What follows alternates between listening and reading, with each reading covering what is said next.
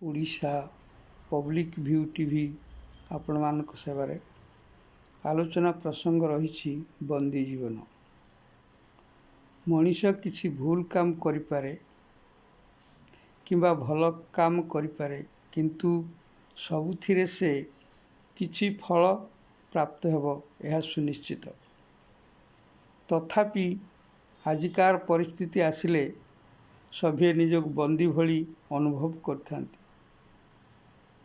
24 March 2020 ଠାରୁ ମଇ 2020 ମାସ ଯାଏ କରୋନା ଭାଇରସ୍ ପାଇଁ ଭାରତରେ ଜୀବନ ସୁରକ୍ଷା ପାଇଁ ତାଲାବନ୍ଦର ଘୋଷଣା ହୋଇଛି। ଯେଉଁ ସ୍ଥିତିରେ ଯାତାୟାତର ସୁବିଧା ପାଇଁ ଥିବା ଯାନବାହନ ଯିବା ଆସିବା ନ କରିବା ଠାରୁ ଦୋକାନ ବଜାର, ହୋଟେଲ ଆଦି ପ୍ରତ୍ୟେକ ସଂସ୍ଥା ବନ୍ଦ ରହିଛି। ଜୀବନ ରକ୍ଷା ପାଇଁ ସଂଗ୍ରାମ ସଭିଏ ଜାରି ରଖିଛନ୍ତି। କରୋନା ଭଳି ଭାଇରସ୍ ରାକ୍ଷସର ଭୟ ସାମ୍ନାରେ ଆସିଯାଉଛି। ସଭିଏ ବନ୍ଦୀ ଜୀବନ ସଦୃଶ ନିଜ ନିଜ ଘରେ ରହିବା ପାଇଁ ବାଧ୍ୟ ହୋଇଛନ୍ତି। ଏ କ୍ଷେତ୍ରରେ ନିଜର ଜନ୍ମମାଟି ଛାଡ଼ି ପ୍ରବାସରେ ରହୁଥିବା ବ୍ୟକ୍ତିଟିଏ ଅନୁଭବ କରେ ଯେ ସେ କିପରି ଅସହାୟ ଅବସ୍ଥାରେ ଅଛି। ଚାହିଁଲେ ବି ସେ କେଉଁଆଡ଼େ ଯାଇପାରିବ ନାହିଁ। ଜୀବନ ଅସହାୟ ମନେ ହେଉଛି। ଏତିକିବେଳେ ସେ ବନ୍ଦୀ ଜୀବନର କରୁଣତାକୁ ଅଙ୍ଗେ ଅଙ୍ଗେ ନିଭେଇଥାଏ। ଅନ୍ୟର ଏଭଳି ଦୁର୍ଦ୍ଦିନ ଅବସ୍ଥା ପ୍ରତି ଆମେ କେବେ ଧ୍ୟାନ ଦେଇନାହେଁ।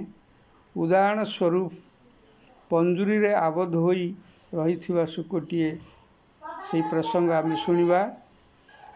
କି ପ୍ରକାର ଯନ୍ତ୍ରଣା ଅନୁଭବ କରୁନଥିବ ସେ। ତା ମନର ବେଦନା, ଭାବନା, ଦୁଃଖ, ନିର୍ଯାତନା କେହି ଶୁଣିବାକୁ ପ୍ରସ୍ତୁତ ନଥାନ୍ତି। ମୁକ୍ତ ଆକାଶରେ ଉଡ଼ି ବୁଲୁଥିବା ପକ୍ଷୀଟିଏ ବନ୍ଦୀଶାଳାରେ ରହି ଛଟପଟ ହେଉଥାଏ। ଏହା ହିଁ ବାସ୍ତବତାର ଅନୁଭବ କାହାଣୀ। ଚାଲନ୍ତୁ କବିତାଟିଏ ଶୁଣିବା ବନ୍ଦୀ ଜୀବନର।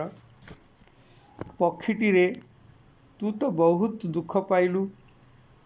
ପିଞ୍ଜରା ଭିତରେ ଆବଦ୍ଧ ହୋଇ ତୋର ସାରା ଜୀବନ କଟିଗଲା।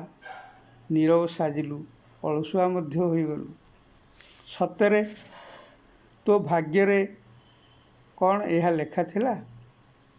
ଶୁକ ଭାଇ କହ ତ, ପିଞ୍ଜରା ଖୋଲିଦେଲେ ମଧ୍ୟ ତୁ ଆଉ ଯାଉନୁ କାହିଁକି? ଦୁଃଖ ଅଭିମାନରେ ହୁଏତ ସେମିତି ହେଉଛୁ ନା କ'ଣ? ହଁ, ତୋର ଖାଦ୍ୟର ଅଭାବ ନାହିଁ। ତୁ କାଳେ ହରିନାମ ଗାଇ ଶୁଣେଇବୁ ବୋଲି କେତେ ଆଶା ରଖିଥିଲୁ, ତାହା ତ ହେଲା ନାହିଁ।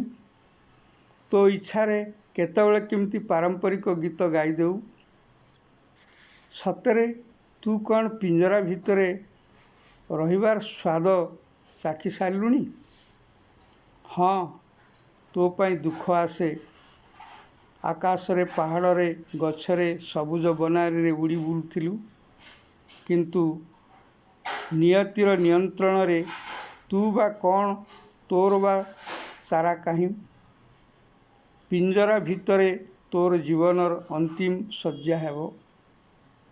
ଏହି ତ ଜୀବନ। ଯାହା ତ ହେବାର ଅଛି ତାହା ହିଁ ହେବ। ଯାହା ତ ହେବାର ଅଛି ତାହା ହିଁ ହେବ।